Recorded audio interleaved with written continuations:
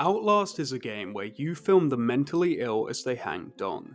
It won a vote on my channel a while back, so I have to discuss it, but I was quickly met with the fact that there are already a million videos on this series, and with an upcoming movie in the works at Lionsgate, I have no doubt there's going to be a million more.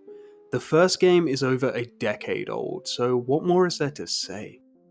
Well, for all the explanation and lore videos out there, very few people have looked to explain what the point of this series even is.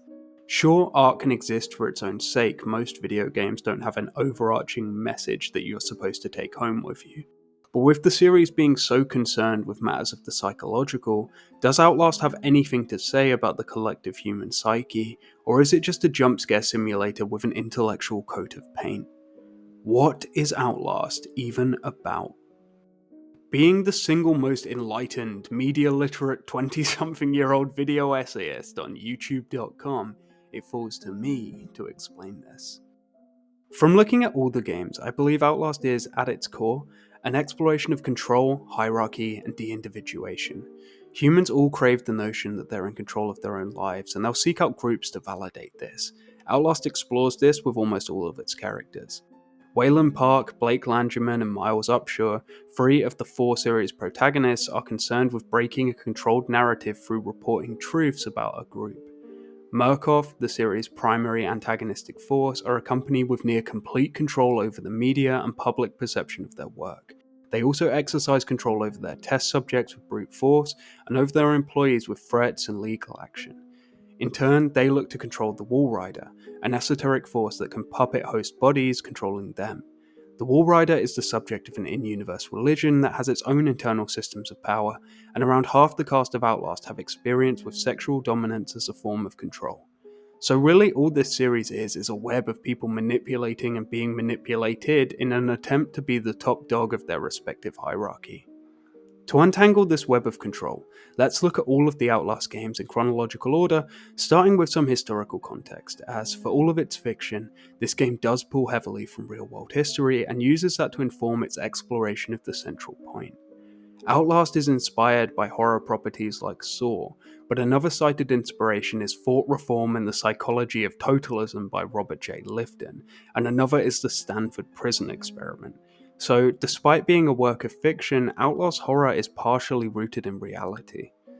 Without any further ado, let's explore Outlast in an attempt to understand what it all means.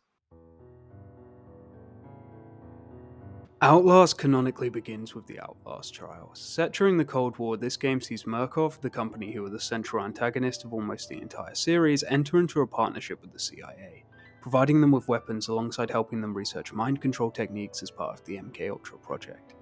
In the game, Murkoff enters this partnership through their connection to Sidney Gottlieb, a real guy who was a CIA chemist and head of various projects that looked for a mind control drug to deploy against enemies of the United States. Gottlieb would later earn the unofficial title of America's Poisoner-in-Chief. His capacity for spiking people was so well known that in December 1954, the Chief of Security of the CIA wrote a memo advising people not to drink the Christmas punch. Merry Christmas, by the way. During the Cold War, America had become interested in the creation of truth serums, something that had been a focus of German scientists during the 1940s. This, alongside a belief that the Chinese and Soviet communists were developing similar mind-altering weapons, led to the launching of Project Artichoke, which was originally called Project Bluebird. This was a CIA-led project wherein subjects were administered various drugs such as morphine and LSD to produce amnesia and increase suggestibility, with the primary goal being to create unwitting assassins in the service of the government. This project was poorly managed and directionless, so in 1953 Gottlieb assumed control, and the project became MKUltra as fears of a Chinese or Soviet mind control weapon increased. Gottlieb paid $240,000, around $2.8 million or one New York apartment in today's money, to import the entire world's supply of LSD to the United States. He then outsourced work to various research centers, universities, and detention centers both in the States and abroad, getting loads of people hooked on LSD and other drugs in an attempt to completely destroy their sense of self and then reprogram them. Journalist and historian Stephen Kisner, who has spent years investigating the program and is one of the world's foremost experts on it, describes the process as such. First, you had to blast away the existing mind. Second, you had to find a way to insert a new mind into that resulting void. Ultimately, Gottlieb concluded that mind control wasn't possible, and after he'd introduced LSD to several major figures, including the Grateful Dead, he spent most of his career acting as the wily coyote to Fidel Castro's Roadrunner, coming up with utterly insane schemes to try and assassinate him. In one instance, Gottlieb tried to put thallium in Castro's shoes to make his beard fall out, looking to utterly decimate his aura, not kill him or anything, just really ruin his vibe. In another instance, he tried to get Castro with a poisoned seashell. Gottlieb was a monster. He did some truly awful things in search of something we now know to be an impossibility, but he was also doing schemes straight out of Looney Tunes. I don't know why the US government let him do any of this. Gottlieb's outsourcing to other organizations to aid in Project MKUltra is the backdrop to the Outlast Trials, and it's here that we can start to look at that game and the early efforts of Murkoff to research mind control. Dr. Easterman was so upset by the news he heard out of Korea. Some of our boys came back changed, like they were different people. And Easterman thought, well, if you can change people for the worse, why couldn't you change them for the better? In its earliest dealings, Murkoff was a distributor of chemical weapons, supplying the Germans for the first half of the 20th century. In the late 1940s, as the Cold War was heating up, they sought additional money-making revenues, selling drugs to criminal groups worldwide and partnering with the CIA under Gottlieb to research methods of mind control.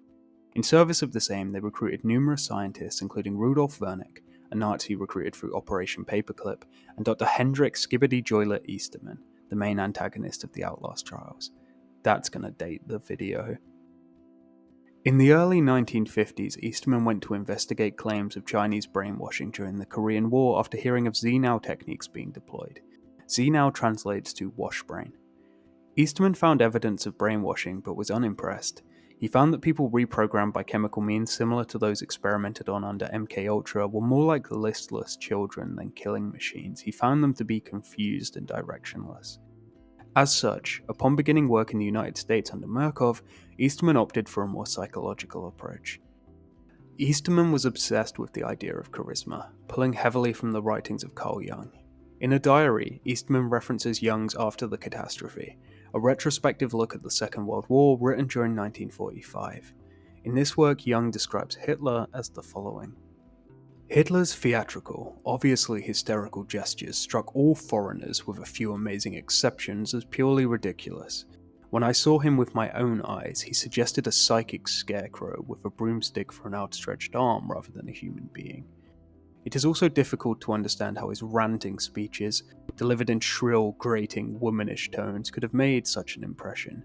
But the German people would never have been taken in and carried away so completely if this figure had not been a reflected image of the collective German hysteria. It is not without serious misgivings that one ventures to pin the label of psychopathic inferiority on a whole nation, and yet, heaven knows, it is the only explanation which could in any way account for the effect this scarecrow had on the masses. Shrill, grating, womanish tones is crazy. Easterman summarizes from this, alongside other works by Jung, that it is particularly charismatic individuals who tap into a collective madness that he wants. He wants to utilize these people to drive individuals to insanity just through being around them.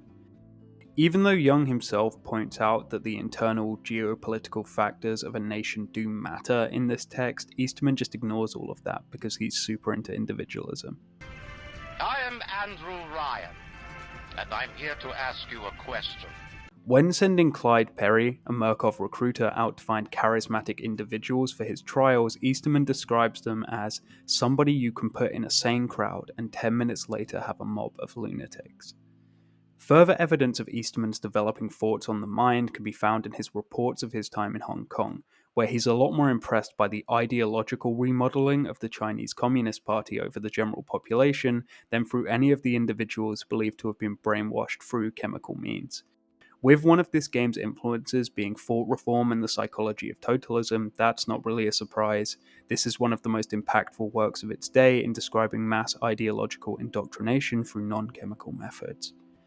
With this psychological framework, Easterman constructs the web of control that is central to the Outlast Trials. His ultimate plan, exercised through his limbic aggression therapy or LAIF project, was that himself and Murkoff are at the top. Then underneath them are these charismatic individuals, also called prime assets, which are used to enthrall individuals and drive them to madness. Once this was an exact science, Easterman planned to deploy these exceptionally charismatic individuals into hostile zones, driving the wider population mad. He describes this as selling marketing to the CIA. On top of this, those enthralled by these prime assets would make for good sleeper agents, as they would have their entire personalities removed and supplanted, becoming pawns of Murkoff. In short, the plan was to reprogram people au naturel, without any chemicals. Unfortunately, the first LAIF project utterly bombs, as the test subjects taken from Mount Massive Asylum are deemed too psychologically damaged and traumatized to be effectively reprogrammed, and the messy nature of the experiments leads to a lot of bad press, especially when ex-airman Jerome Gillet escapes and murders a family in 1954, but not before doing some advertiser-unfriendly stuff to the family and their pigs. This is covered up after some stern words from the CIA, and Murkoff looks to have another go at things.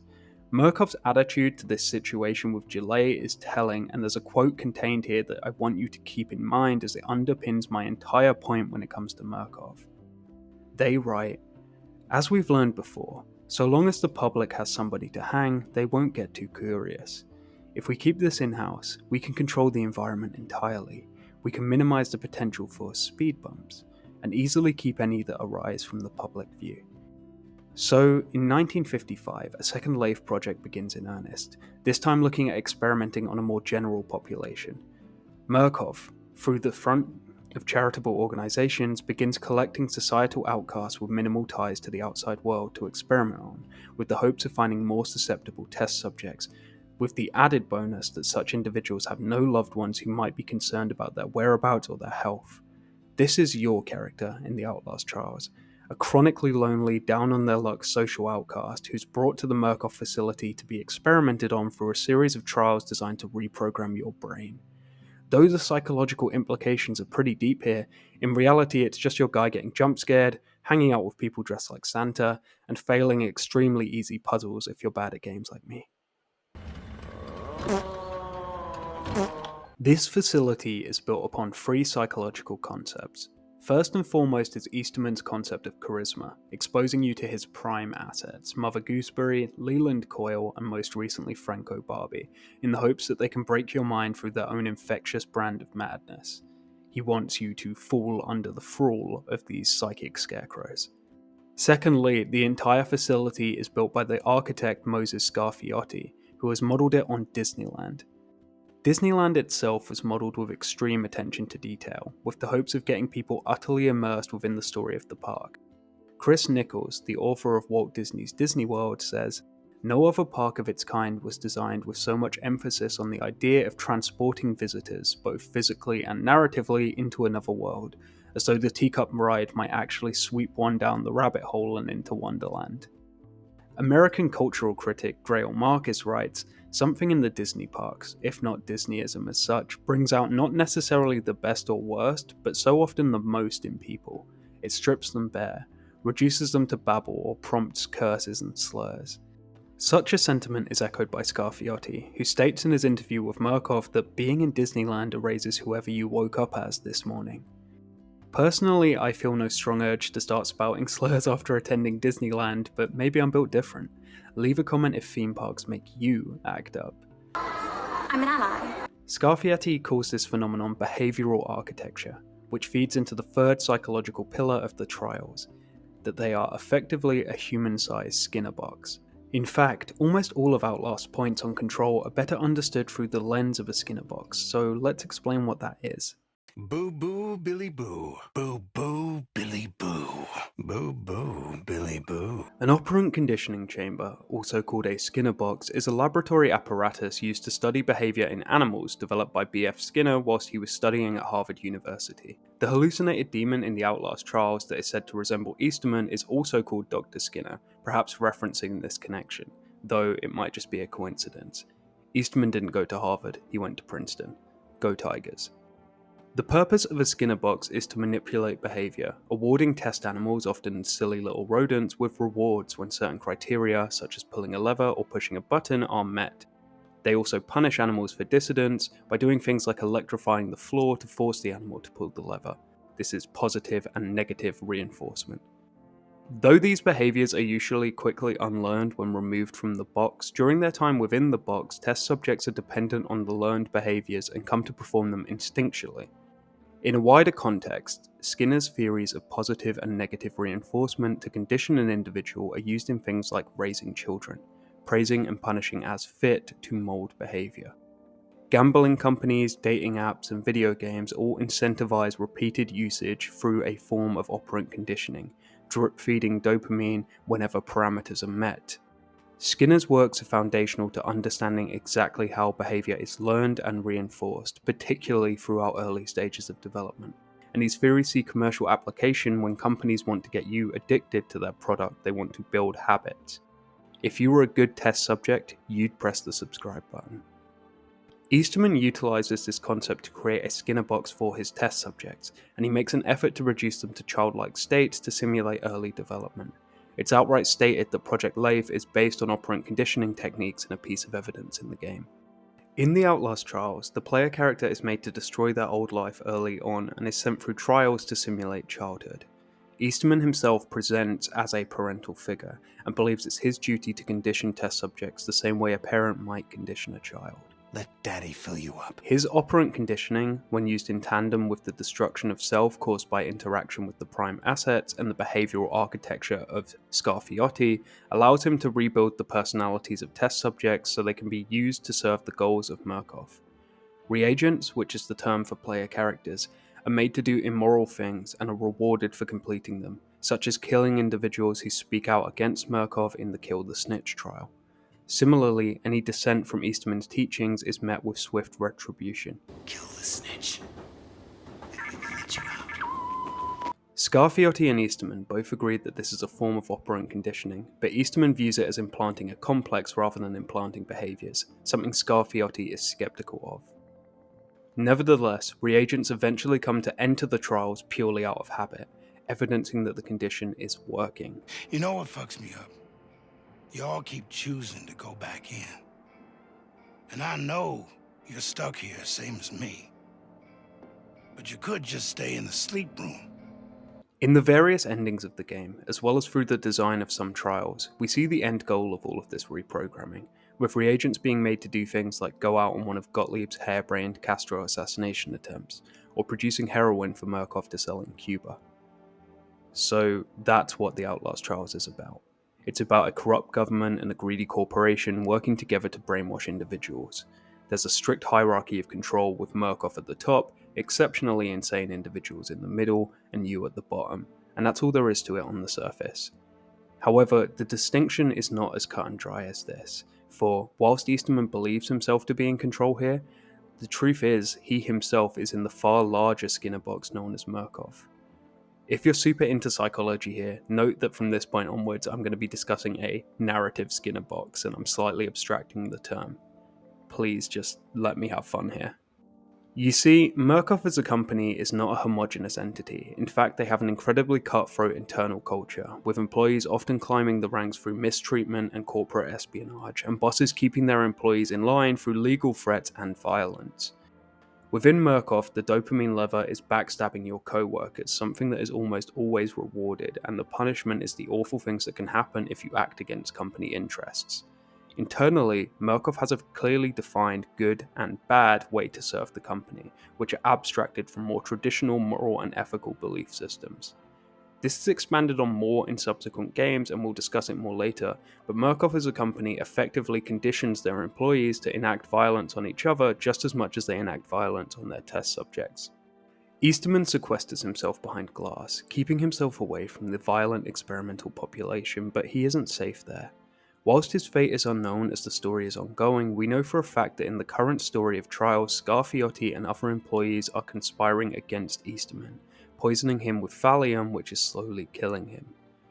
Furthermore, his co-worker Vernick is enthralling him with his charisma, utilizing radio waves to convince Easterman of his brilliance, which leads Easterman to develop homosexual thoughts about Wernick and divorcing his wife in 1959. It sounds ridiculous, but this is another angle of Outlast that pervades all of the games: the idea of sex as a form of control. Please forgive me for the upcoming censorship that YouTube is going to make me do. I have looked all over, but no girlie can I find who seems to be just like the little girl I have in mind. One frequently featured piece of negative conditioning used frequently in Outlast is sexual abuse. Many of Outlast characters, such as Prime Asset Leland Coyle or the aforementioned Wernick, view their ability to sexually dominate those they view as lessers as proof of their own superiority and position within the hierarchy of control. Coyle is especially bad for this. He's murdered 3 of his own wives, he has a history of sexual violence dating back to his childhood, and he's the #1 producer of suspect voice lines in the game. You want to turn something on? Well, I'm right here, you sexy bitch! Furthermore, numerous villains who engage in such violent acts tie back to the theme of learned and nurtured behaviour. Several villains have been abused in ways they would later go on to abuse others. Hurting other people is not treated as an instinctual thing within the world of Outlast. These games are far more heavily in favour of nurture than nature. Mother Gooseberry, another prime asset from Trials, is heavily implied to have been abused by her father. She represents him as a phallic drill which she uses to forcibly penetrate mannequins in the introduction to the Cleanse the Orphans trial. She's believed to be suffering from dissociative identity disorder, and the persona she manifests for her father has a lot of voice lines relating to inappropriate relations with children.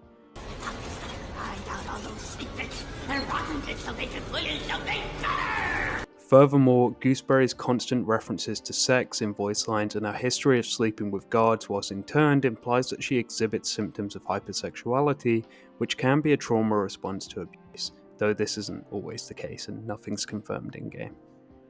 Her original concept art is far more traditionally small c conservative and maternal, which provides contrast to the content of missions involving her and further highlights how much she is scarred by her father. Tell you behave, say you got to do right. Cocaine will get you out there fucking and fighting. Say, hey, baby, take a whiff on me. Newly added prime asset Franco Barbie is a victim of abuse by his stepmother and a Freudian mess of issues, and we see similar cycles of violence with Eddie Gluskin, a primary antagonist in Outlast Whistleblower. Whilst I'm only briefly discussing the prime assets here, super underrated YouTuber George Fontaine has some great character breakdowns on them, so you can check that out below. Though in 1987 psychologists Jay Kaufman and E. Ziegler asserted that the rate of abuse among individuals with a history of abuse is approximately 6 times higher than the base rate of abuse in the general population, they pointed out that most maltreated children do not become abusive parents, and there are numerous other factors at play. A more recent study, published in the British Journal of Psychiatry in 2018, further disproved the notion of cycles of abuse, though it does note that the data supports the notion of a victim-to-victimizer cycle in a minority of male perpetrators, but not along the female victims studied. However, from a narrative standpoint, this disproportionately high number of victims turned victimizers within Outlast underpins the central theme of control, and how many of those who step on others in pursuit of a fleeting goal have themselves been victims, highlighting how universal this scramble for power is. Outlast is all about the pointless violence spread in the pursuit of domination and how endless and senseless it is. The reason I extend the scope of the Skinner box beyond the trials and into the wider structure of Murkoff is to ask this: where does the hierarchy of control end? Is it just an inherent trait? This question is central to the ongoing narrative of Outlast, looking at exactly when someone is free of the pursuit of an impossible goal and what drives them to chase it. The reagents are at first made to believe that they are at the mercy of the prime assets, but they can later learn that they're subject to the whims of Easterman. However, through leaks found in the trials, it's evidence that Easterman himself is in a shaky position within the hierarchy, and the company he works for encourages its own trial-like environment with constant jockeying for power. Murkoff are villainous not only for the violence they push outwardly, but also for the violence they encourage inwardly. They reward the most cutthroat within their ranks and punish those who demonstrate empathy. The issue is the environment. Perhaps the real The Outlast Trials was the company culture we made along the way. Though this will no doubt be explored to greater detail with the inclusion of more Prime assets in the ongoing storyline of Easterman in future updates to Trials, the story of Outlast doesn't end with his experiments. Rather, Easterman's co-worker Vernick will go on to become the series' focus as we move into the first installment of the game Outlast and its DLC, Whistleblower. Stupid, Mr. Park. More than stupid. In fact, that was crazy. I'm afraid we're going to have you committed. Mr. Park, will you willingly submit to forced confinement? Did you hear that, Agent? He said yes, Mr. Blair. To understand the structure of Murkoff, we need to understand another stated inspiration of the series, the Stanford Prison Experiment, or at least the pop culture perception of it. I'm sure you already know the broad strokes, so I'll just explain it really quickly here before getting into why it's important for this analysis. In 1971, researcher Philip Zimbardo put together an experiment to simulate life in a prison, hiring 21 students and randomly making them either a prisoner or a guard. Though he planned to monitor the prison for 2 weeks, the experiment concluded after only 6 days, after the guards became increasingly violent and hostile towards the prisoners. Footage and accounts from this experiment can be found on the Stanford Library's website if you're interested in seeing more. This experiment is highly contentious due to how exactly it was conducted, conflicting accounts on just how guided the guards were, issues regarding Zimbardo's motives and his desire to get a specific outcome, and many other problems. But it remains a pop culture staple, highlighting just how dark human psychology can be. It's had numerous film adaptations and has transcended the world of science and is now just one of those things that people know about, with its own entrenched mythology. However, despite the common perception taken away from this experiment being that people are just predisposed to violence, it's just as likely that the guards only behaved that way due to getting approval, even if only tacit, to act in such a way, and Zimbardo creating an environment that encouraged such behavior. Writing for The New Yorker, author Maria Konnikova states, "It's possible to think that prisons are the way they are because human nature tends towards the pathological. But the Stanford Prison Experiment suggests that extreme behavior flows from extreme institutions. Prisons aren't blank slates. Guards do indeed self-select into their jobs, as Zimbardo's students self-selected into a study on prison life. Like Zimbardo's men, they are bombarded with expectations from the first and shaped by pre-existing norms and patterns of behavior.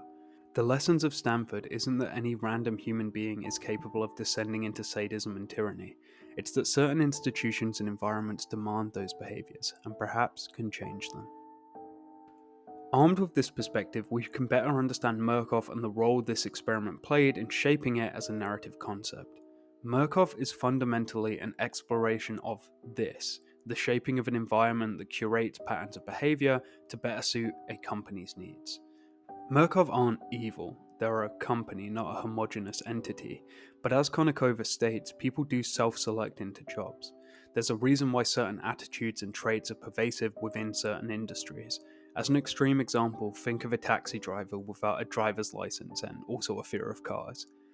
As a company, Murkoff is responsible for the conditions and they should be actively trying to curate a better workplace, but instead they allow the malpractice that runs right through their facilities to occur. They also actively target specific kinds of people to hire, as evidenced through archived interviews from Trials. Scarfiotti was brought in because he was believed to be a good culture fit. Just as Zimbardo, perhaps unwittingly, guided the guards to behave a certain way, be it through tacit approval and not reprimanding them, or through more direct instruction, Murkoff encourages a corporate culture that promotes immoral behavior, such as the earlier poisoning of Easterman. Easterman himself at one point stabs an employee and is never reprimanded for it. This was in the 1950s, and by the time the first Outlast takes place over half a century later, this internal culture has only festered into something worse, and crucially, nobody on the outside seems to know about it. Focus within Murkoff seems to have shifted away from Easterman's work, and at Mount Massive Asylum, Dr. Vernick's work on a personal project which had been showcased as early as the 1950s is finally bearing fruit. This project is called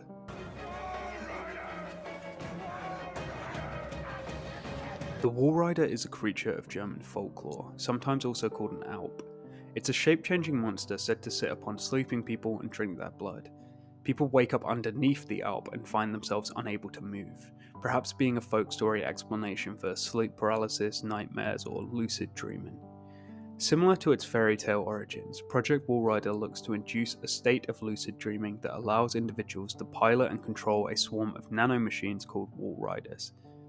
These nanomachines effectively create poltergeists. They're near invisible, extremely fast, very strong, and they have immense military applications if they could be harnessed. In order to play host to a Walrider, one must be exposed to the morphogenic engine, Vernick's machine. However, this machine almost never works, requiring exceptionally traumatized individuals to even partially function. Despite working on this machine since the 1940s, with one ending of the Outlast Trials seeing Vernick subject the reagent to the engine, the first time we see it work is in 2013, when a patient called Billy Hope successfully achieved something called a lateral ascension and is able to host the Walrider. Trouble. Bad engine? They said Hope made a lateral ascension. Billy Hope. You're not happy about it? All of this sounds very complicated, but when you strip it back and you remove all the jargon, it's effectively just a story of hubris. Vernick spends his entire life looking to control what is basically a force of nature, the stuff of fairy tales and Alp, a spirit. But in the end, it's heavily implied that this force kills him without doing any of the things he wanted it to do. Whilst the Walrider in theory has big implications and can make Murkoff a lot of money, honestly it seems like a lot more effort than it's worth. In over 70 years of research, Vernick got exactly 2 hosts, both of which manifested near the end of his life, and he never actually got to do anything with the Walrider. It breaks free of Murkoff entirely after possessing a colony of ants. That's actually canon, that's in the comics, it's not a joke. Vernick spent his entire life on this pointless pursuit of control, and he sacrificed the lives of potentially hundreds on it. Why? Well, to return to the Stanford prison experiment, one of the things highlighted by that study is the power of de-individuation. De-individuation is the act of engaging in impulsive, violent, and deviant behaviour as part of a group because you believe you cannot be identified as an individual. It's why everyone on the internet is a terrible person, but people in real life are generally pretty agreeable. Murkoff not only creates a culture that encourages deviant behaviour, they also provide a convenient mask of de-individuation for those who wish to partake in said behaviours whilst in the employ of the Murkoff company. So, Vernick is able to pursue his mad bid for power, but he's also never directly responsible for it. He's able to abstract his involvement and act with impunity on what is effectively an extremely violent ego project, because it's not him doing it, it's Murkoff. In fact, for most of the first Outlast, it's believed that Vernick is dead, and the project is being undertaken by some unseen, unnamed scientist, utterly abstracting Vernick from his own work. The doctor's dead, you know that, right? Dr. Vernick died before he even started working here. What kind of experiments does a dead doctor perform on living patients? That's the question. In his journals, Vernick references Mary Shelley's Frankenstein, the modern Prometheus. He also keeps a picture of Prometheus in his office over his desk, so he feels an affinity for this kind of story. Both of these stories are centered in a man versus God narrative. Prometheus steals the fire of the gods and gives it to mankind and is punished for it. Similarly, notorious procrastinator and video essayist core character Victor Frankenstein plays God in the creation of his monster, and ultimately dies pursuing it into the Arctic Circle. It's a long story. Both of these stories are about playing God and being punished. Whilst there are similarities between Vernick and these characters, all being people who set events into motion that see them punished for their hubris, it's important to note that Frankenstein and Prometheus are individuals. But to return to that earlier Murkoff quote, as we've learned before, so long as the public has somebody to hang, they won't get too curious. Vernick can be so familiar with these stories that so closely parallel his own, but he believes he won't befall the same fate, because Prometheus and Victor Frankenstein didn't have someone else they could throw under the bus. They weren't subject to de-individuation. The irony of this painting and Vernick's diary is that he's so fascinated by these stories, but he completely believes himself to be exempt from them. He never gives up hope that he can somehow get out of the situation he's in at the end of Outlast. He believes himself an infallible Prometheus. In this sense, Vernick's role, as well as the role of the Walrider in Outlast, is to provide this cynical bullet point to the game's central message. laying bare just how disgusting people can be in attempts to achieve the unachievable, especially when subject to de-individuation. The same historical lessons learned from MK Ultra, Unit 731, and other horrifying historical incidents that inform the plot of these games, and at points are explicitly mentioned as being what this series is about. In all of these instances, both fiction and non, we are treated to examples of groups utterly disregarding morals in pursuit of impossible goals, a bleak statement on the human condition that depicts us as tribes waging wars of ego, fueled by corrupting systems of hierarchy and only repeating the worst things that happen to us onto others. However, across Outlast and the DLC, there are more hopeful messages to be found. In Outlast Whistleblower, Wayland Park, a software engineer working on the morphogenic engine, looks to speak out against Murkoff. He is in turn interned within the asylum by his boss Jeremy Blair in a scene that showcases just how cruel the internal culture of Murkoff is, but he ultimately overcomes the situation. Despite how traumatizing the experience Murkoff puts him through is, Wayland Park is still able to escape and then looks to leak the truth and expose Murkoff in the game's ending, proving that he still believes humans are fundamentally good and will condemn the company no matter how powerful they might seem. When removing the convenient shield of media control and de-individuation, holding individuals accountable through concrete evidence that directly implicates them, Murkoff simply cannot continue to exist. You can no longer claim that you weren't involved in something, it was just the part of a group activity if there's a video of explicitly you doing that thing. Park is an employee of Murkoff, albeit a temporary one, but he proves that no matter how much a certain behaviour is demanded by a group, the individual doesn't have to partake if they don't want to. Park is a good example of just how important having empathetic principles is. It took him over 2 weeks to call out something that had been largely ignored for over half a century. Across Whistleblower, Park is primarily pursued by two inmates, also called variants. The first, Frank Manera, is a pretty simple villain. He's a gibbering cannibal without much character beyond this. He is very scary though, and it's implied in his patient files he used to be pretty chill before the morphogenic engine cooked his brain, perhaps a metaphor for the corrupting culture of Murkoff, probably just some of the weirder morphogenic engine stuff this series likes to dip its toes in from time to time. The second villain, Eddie Gloskin, is a different story altogether, being one of the most compelling villains across all of horror gaming. Eddie Gloskin cuts to the heart of a lot of the themes in Outlast. He's a victim who in turn victimizes, turning other inmates who are exclusively male into his brides, and hoping to raise children with them, being Outlast's biggest empreg enjoyer. Though his behaviour is abhorrent, there's a tragedy to him, a twisted desire to cultivate the family he never had. In his attempts to break cycles of violence, he only engages in them harder, and he's still burdened by this need to take complete control of his fate. He can appear agreeable at times, hiding his inner madness much like Murkoff do through their propaganda campaigns, but he's also capable of extreme violence, again just like the company that interns him. He also ties us back to the idea of conditioning in childhood, as all of his attitudes are shaped by learned behaviours and internalized beliefs from his developmental years, making him a good case in point for why Eastman should return reagents to a state of childhood at the start of Trials if he wants to reprogram them. This is also another point in favour of the sexual violence as a learned behaviour theme. His interplay with Park is some of the best cat and mouse writing the series has to offer, and he and Park ideologically play off each other very well. Whilst Eddie looks to fix his issues through his own twisted and highly individualized methods, Park looks to expose the truth to the masses and will allow wider society determine if they want to break the violent cycle. Two very different methods of tackling the culture of violence created by Murkoff. Eddie seeks to fix individuals, whilst Park seeks to challenge a group. Speaking of challenging groups, let's talk about Outlast 1. You know, I love the mountain air up here at night. You want to head out and take a stroll? Go ahead, I'll wait here. Go on, run free. I'm in no hurry. No? All right. If Wayland Park is a good guy, Miles Upshur is a moral paragon. Park looked to expose Murkoff after seeing firsthand what they've been doing, but Upshur was who he approached as he already had an extensive history of using journalism to expose injustice, losing his job for being critical of the war in Afghanistan. Another protagonist being shown to be a highly principled person.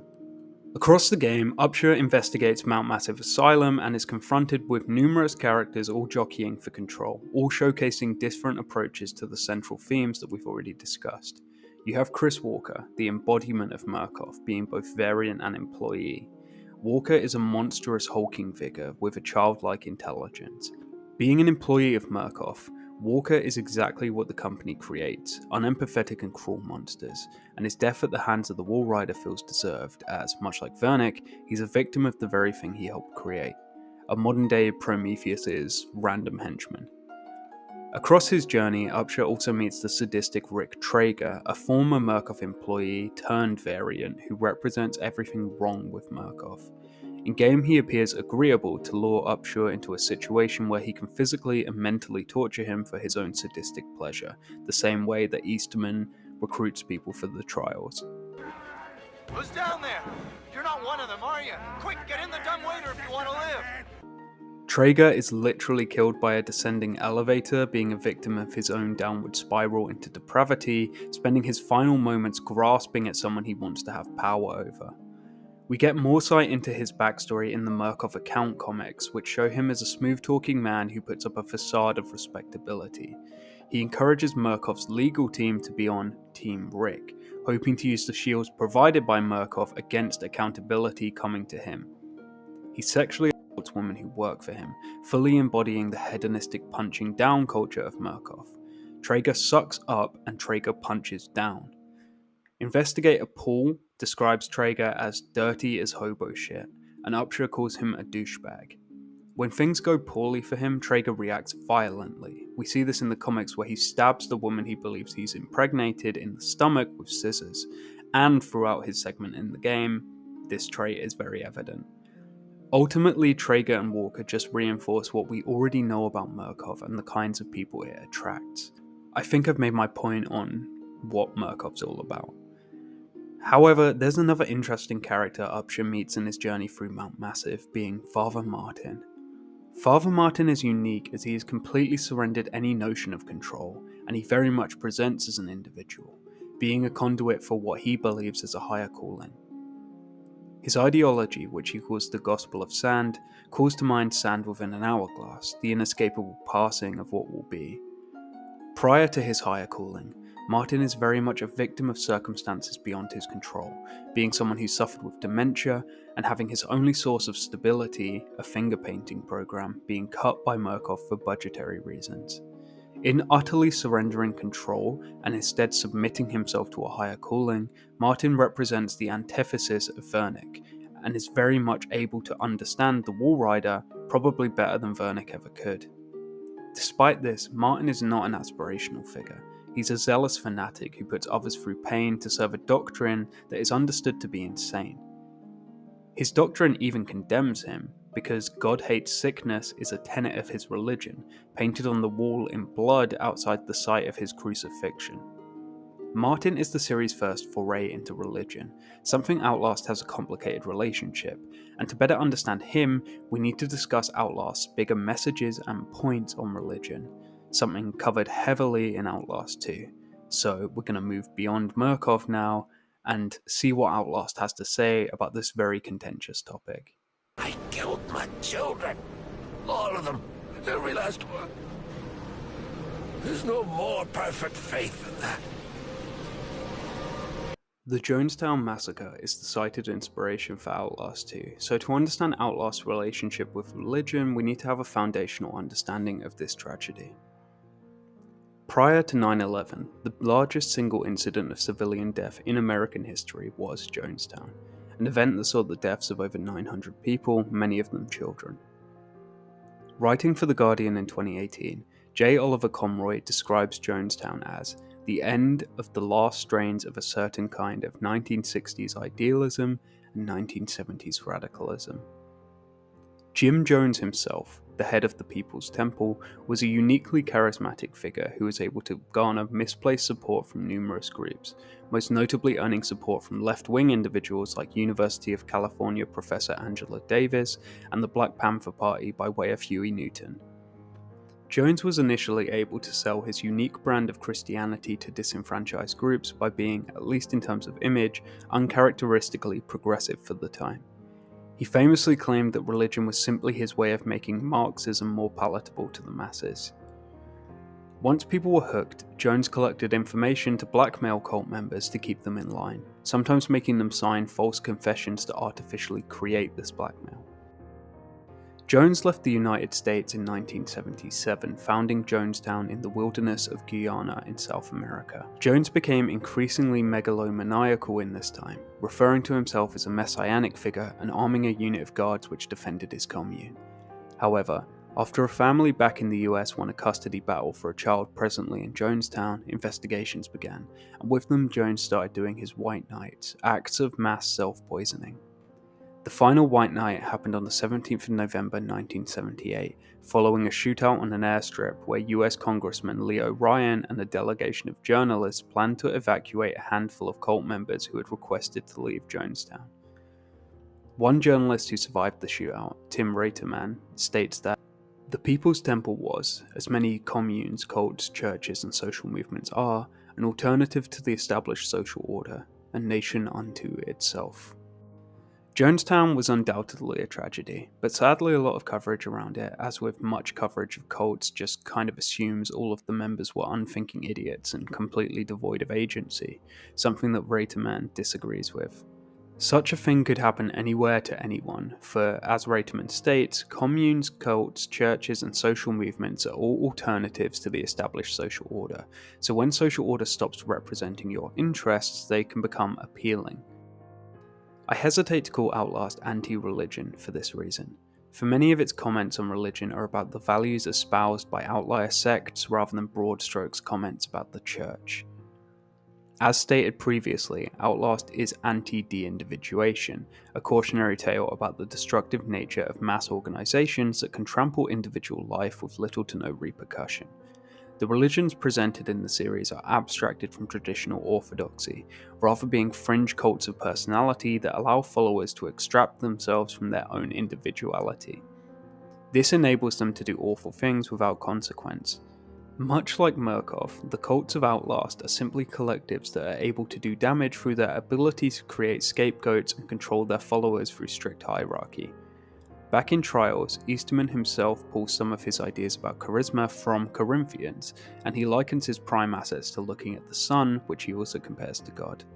Honestly, with all the other religious figures in the series and the religious parallels with Murkoff and the cults, and Easterman's own writings, it's strange to me that Trials doesn't have a cult leader style prime asset, but maybe that would be too obvious, or their teachings would be too opposed to Murkoff's truth. To return to Father Martin, it's incredibly understandable as to why so many within Mount Massive turn to the Gospel of Sand. If the established social order is Murkoff, then the alternative he provides is highly appealing, allowing inmates to trade one toxic set of beliefs for another in hopes that they will be higher up the pecking order this time around. There's also safety in it.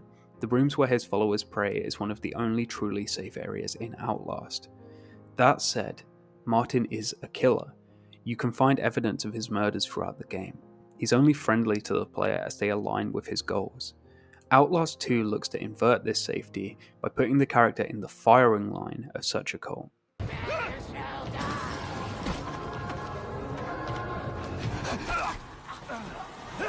Set following the events of Outlast, the second game is largely removed from the conspiracies of Murkoff, and instead casts the player in the role of Blake Langerman, a journalist looking to investigate the murder of a Jane Doe in southern Arizona, travelling alongside his wife Lynn. Following a helicopter crash, Blake finds himself in a village occupied by a strange cult called the Testament of the New Ezekiel, led by one Sullivan Noth. The Book of Ezekiel is largely concerned with the destruction of groups that have wronged God's people, such as the Ammonites and the Egyptians. It's also concerned with the construction of a new city and temple following a Jewish exile, so it ties into the overarching themes here of corruption within wider groups and needs to create newer spaces, as well as narratives of control and freedom. Sullivan is actually a reagent at the time of Trials, number 1616, but was able to escape or was possibly allowed to leave, and after a failing career as a shoemaker, he claimed he began to hear the voice of God through the radio. From this, he founded his cult, which is very loosely based on Christianity, but he also removed his eye for vision like Odin, and he encourages incest and extramarital fornication, which isn't very Seventh Commandment of him. Sullivan also believes that Lynn, Blake's wife, will birth the Antichrist, and the game largely centers around Blake trying to rescue her from this cult, as well as another cult called the Heretics, who actually want the Antichrist to be born. Much like his inspiration Jim Jones, Sullivan eventually drives his cult into a mass poisoning, and the game ends with some trippy visual symbolism, probably caused by those ants the Walrider possessed. Despite its overall divergence from the Murkoff-centric story of the other installments, Outlast 2 still heavily centers itself in the same thematic grounding as the rest of the series. Murkoff is involved through them having control of the towers around the village that cause hallucinations, but most of their plotline about this game comes from a comic book, so you can play Outlast 2 and completely ignore them. Instead, Outlast 2 pulls from historical tragedies to tell a story about an individual encountering a group that is morally degraded as a result of a corrupting environment. However, where Murkoff at least has some degree of commitment to good optics, Sullivan's cult lays bare the true nature of such groups. And where Miles and Park were at least partially successful in their stated aims, Blake gets some hints about the murder early on, but nothing comes of it. The killer isn't even in the game, they're in an external comic book. Blake gets enthralled by the cult, seeing a non-existent baby and presumably dying alongside the cult members at the end of the game. The hallucinations and trauma causes him to regress into a childlike state. Where characters like Park are more optimistic, Blake is very much a victim. Blake's victimhood as a result of strict hierarchies is shown through his backstory, wherein he is unable to protect his friend Jessica Gray from one Father Lutermilch. Lutermilch is a priest who works at their school, who abuses Gray and later kills her. He's something of a prelude to Sullivan, someone who justifies their own lust through creating their own moral framework and then eschewing responsibility, saying that they're only an instrument for a higher power. Both Lutermilch and Sullivan justify their respective actions towards young girls, claiming that it's simply God's will. While she was alive, Sullivan treated the Jane Doe, whose name was Anna Lee, similar to how Lutermilch treated Jessica. Where for Murkoff the excuse is always that a bad actor caused issues, as with the case of Jerome Gillet, with cults the excuse is always that God made it happen.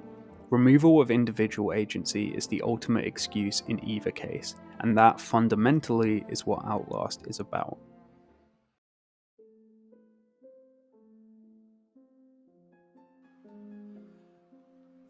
From the sterile environments of Trials to the rundown village of Templegate, Outlast has a consistent line of messaging. Outlast is about the individuation, it's about hubris and the desire to control, and it's about the corruption or loss of the individual through the transition to the collective, a cautionary tale about cultivating better environments, be they religious, corporate, or even just socially. And whilst it's mostly fictitious, the commitment to grounding Outlast in reality through references to or outright mention of real historical tragedies only serves to make this point more poignant. To summarize it, I believe Outlast is a story about understanding human behavior, why we do the things we do, and just how influential communities, friends, teachers, or families are on us. Outlast teaches us to remain skeptical, to question authority and activities you engage in when swept up in the chaos of being part of a wider community or group. However, it's not entirely an endorsement of individualism, rather a story that encourages you to be the change you want to see in your communities. If you curate a positive environment and teach good lessons, then that too will expand outwards. Emotions and actions are contagious, behavior is learned, so it requires a concerted effort on the individual level to prevent mass negative de-individuation. Call out bad stuff when you see it, and just try to keep things chill. Honestly, I didn't expect Outlast to be so thematically concise, as my initial experience with the franchise led me to believe it was just a pretty spooky jumpscare simulator. But if you read all the clues and check out the comics, then there's actually quite a lot there. Granted, I was about 15 when I first played this game, so I was pretty dumb, even dumber than I am now. But I asked my brother to sum up his thoughts while scripting this, and all he said was Outlast 2 scared the shit out of me, so maybe I'm not alone in having not that much to say the first time around. Should Outlast look to continue through Trials, a rumoured third game, or through the Lionsgate movie, I look forward to seeing what new takes they have on this central theme, assuming they don't completely jump ship from it. How do you think Outlast could expand on this?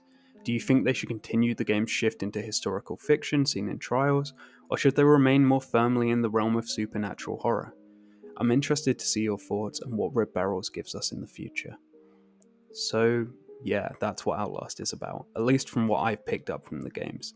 Obviously, art is subjective, so if you disagree, that's cool too. As always, a massive shout out to the channel members who make videos like this possible. If you enjoyed this video, remember to like, share, etc. I look forward to seeing other people's takes, even if it's just them pausing the video occasionally to say true. Take care, and I'll see you next time, probably next year, when I complain for an extended period about the devil in me. Bye.